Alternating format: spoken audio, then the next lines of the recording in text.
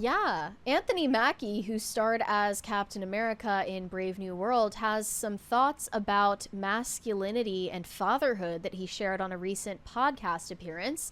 And I would say there are mixed reactions already because he has a stance that is predominantly pro masculinity. He feels that it's been eclipsed in recent years and purposefully killed and diminished in public life, and it needs to make a comeback. So let's take a look at his thoughts. Here we go. I keep my boys humble. Like, my boys have never had a pair of Jordans. You know, my boys don't do all that internet fly shit. I'm like, your kids. And no, I don't give a, I could be the biggest star in the world. Do not let me catch you being stupid. Mm-hmm. Do not. And my oldest gets it. My 15-year-old, he tells the other ones, he's like, yo, don't make dad mad. Because once you get one that's right, he's going to straighten the other ones out. Mm-hmm. So it's just that thing of, in the past 20 years, we've been living through the death of the American male. They have literally killed masculinity in our homes and our communities, for one reason or another. But I raised my boys to be young men. And however you feel about that, you feel about that. Right. But my boys will always be respectful. They will always say, yes, sir, yes, ma'am. No, sir, no, ma'am. They will always say thank you. They will always open the door for a lady. They will always make sure that their mother is taken care and provided for. They will always be men. And that's always, since they were 2 years old. Every time I left for a job, I tell my 15-year-old, you're the man of the house. You make sure these doors are locked every night, this alarm is on, you text me or you call me every night before you go to bed and you wake up. I love that. Because we're men.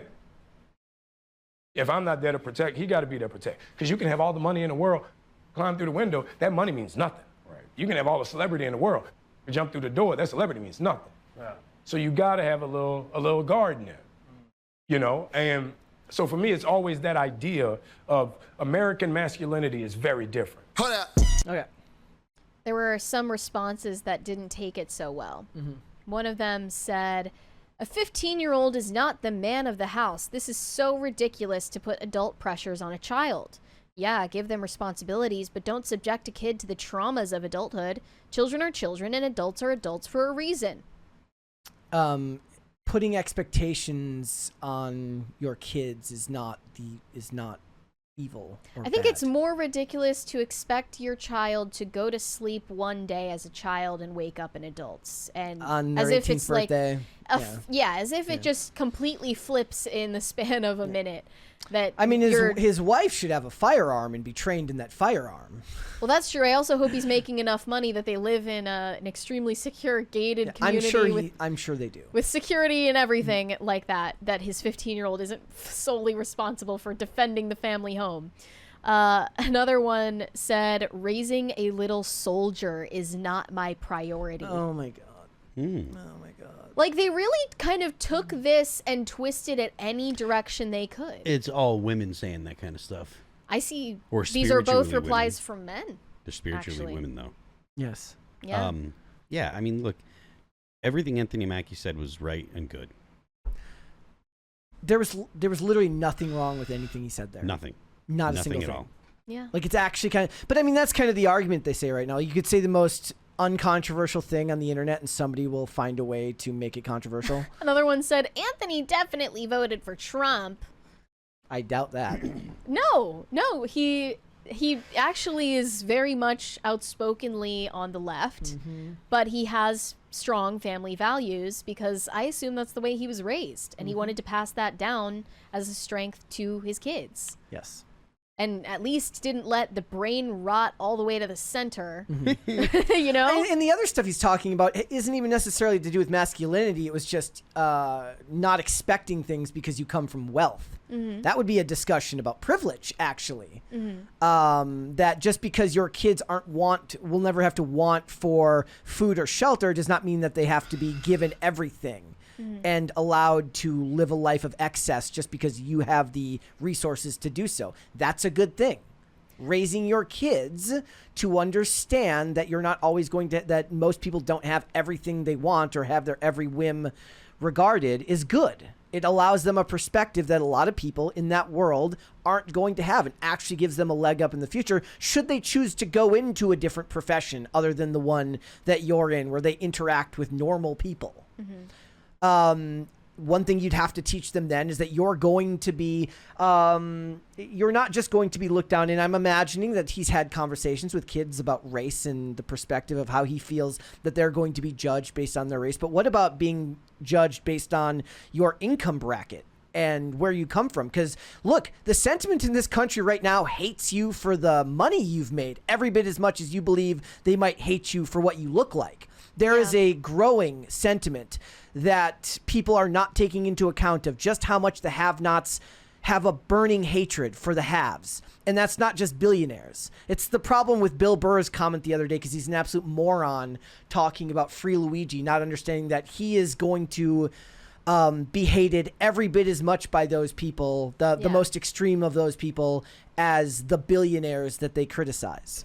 Right, and Anthony Mackie also shared some more conflicting thoughts on those themes of success and privilege later on in this episode as well. This one was weird to me. Yeah. I feel like, and to be fair, I feel like there was some context lost in this one. Yeah, I'm sure. I've been in the business 24 years, right?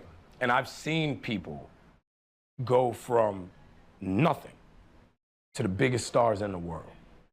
I've seen people go from one role to winning Academy Awards and doing all this shit. And what I realized yesterday thinking about it, we're lying to our kids, dog.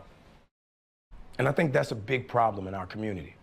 We tell our kids that and this is fresh on my heart, like I literally just came to this conclusion last night. We tell our kids if they do right and they make the good grades and they go to the programs and they will become successful.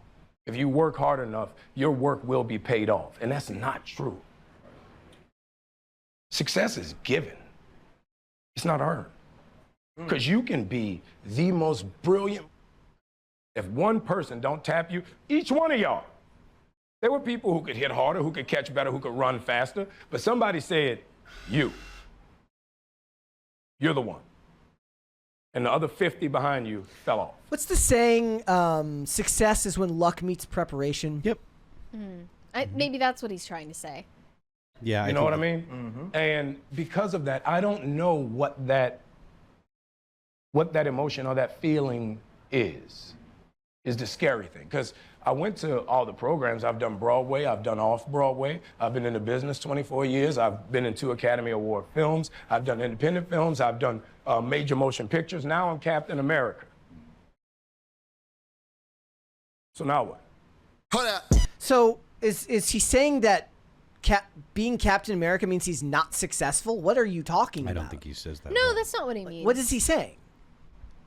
I think that he means... He did say the ideas are fresh in his mind, so he might not have gelled them out to the extent that he actually thinks about them. I think that he means that hard work alone is not a guarantee for success. Yes. Okay. Which so is true. That is true. And the thing is what is the counter argument to that? Don't try because you won't get a for sure answer? No, that doesn't make any sense. That's not what he was trying to say. No, I'm asking what the logical conclusion of the opposite perspective is. Because this is a sentiment that they say now about what happened with kids who were told the lie of go to college and you'll get a great job. Right? Mm-hmm. They said, go to college, do everything right, you'll be rewarded with a good job. Oh crap, the housing market spiked. There are no jobs in your field that will pay off the loans. All of this stuff happened. I don't remember anyone ever telling me personally. Granted, I didn't go to a 4-year college and I was way more interested in skating and traveling and all of this stuff. But I was never ever told that work hard and you will succeed. The idea was you should work hard because working hard is its own reward, and success is an outcome that can happen, but is not ever guaranteed. This has a lot to do with that culture of resentment that you were just referring to, because a lot of millennials, maybe not you, but a lot of millennials were raised thinking and being taught if you take these prescribed steps in life, everything will work out. Yeah. And then recessions happen and black swan events of all kinds happen and doesn't really pan out that way. And these millennials ended up being very angry at the world for not being what they were told it was. Mm-hmm. We have a 20. From Viperus69. Brett is probably naturally ambidextrous like me, but you grew up mainly using one hand, causing the other to be dominant in random situations. For me, it's box, southpaw, bat, left-handed, can only play Guitar Hero left-handed, etc. I can shoot a basketball right-handed, but I can't throw a baseball right-handed, and I would never be able to, like, my left foot in skating is far more dominant than my right foot unless it involves spinning to the left. So I don't believe that I'm ambidextrous in any way. I was always jealous of the kids who had who were naturally ambidextrous in skating. Mm-hmm.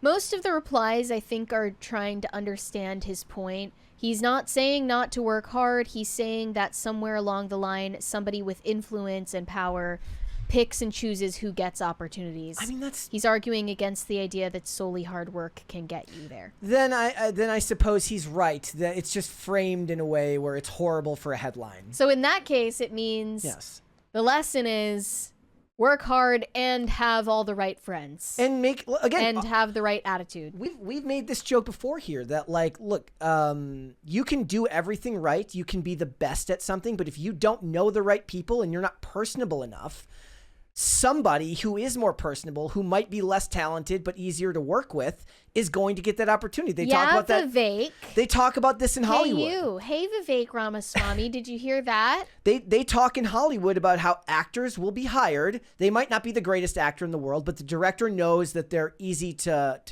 work with. They're easy to direct. Maybe they won't get the most evocative performance ever out of them, but if a director wants something specific, they know the guy's going to make his call time. He's not going to be late. He's gonna work hard, and he's gonna be humble, and that goes for a lot. Maybe the problem is that too many people believe they are the brilliant artist or the brilliant person worthy of exception, but not everybody is Daniel Day-Lewis.